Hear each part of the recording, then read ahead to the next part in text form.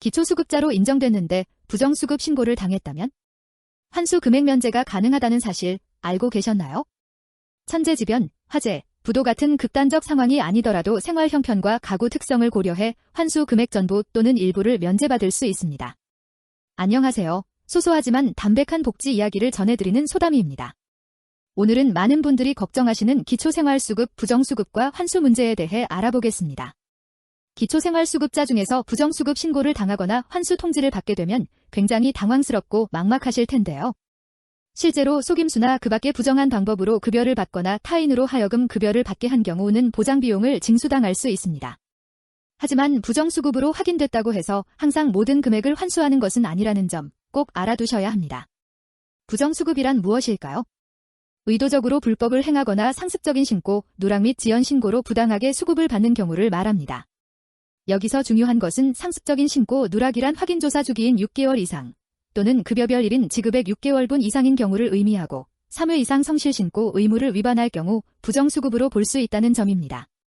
실제 법원 판례를 보면 광주지방법원에서는 딸 명의로 아파트와 승용차를 보유하고 사실혼 관계를 유지하며 생활비를 지원받고 식당을 운영하면서도 이런 사실을 숨기고 10년간 약 7,500만 원의 급여를 부정수급한 사람에게 징역 10월, 집행유예 2년을 선고한 사례가 있습니다. 그러나 부정수급이 확인되더라도 모든 상황에서 환수가 이루어지는 것은 아닙니다. 지방생활보장위원회의 심의를 거쳐 다음과 같은 경우 환수 금액의 전부 또는 일부를 면제받을 수 있습니다. 첫째, 천재지변, 화재, 부도 등으로 실질적으로 비용 징수가 불가능한 상황. 둘째, 수급자의 생활 실태, 가구 특성, 지역 실정 등을 고려했을 때 징수 제외가 필요하다고 인정되는 경우.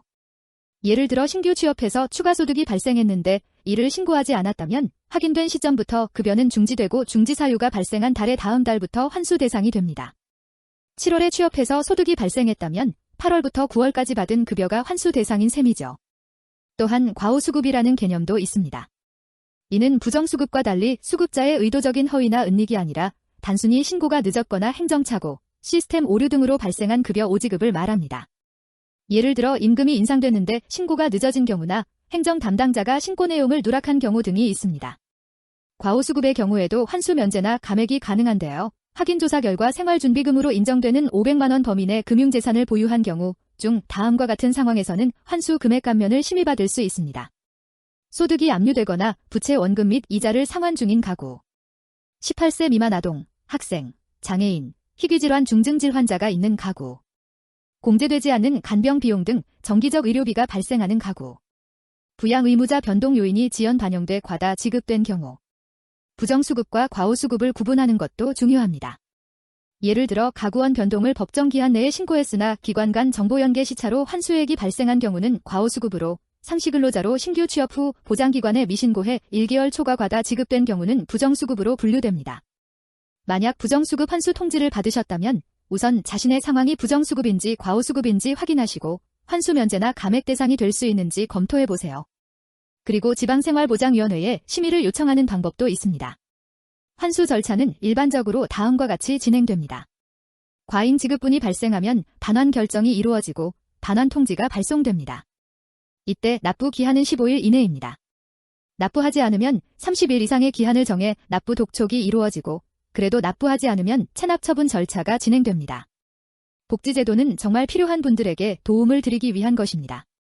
소득이나 재산 변동이 있을 때는 꼭 신고해서 부정수급 논란에 휘말리지 않도록 주의하시고 만약 환수 통지를 받으셨다면 지역주민센터나 구청의 사회복지과에 상담을 요청해보세요.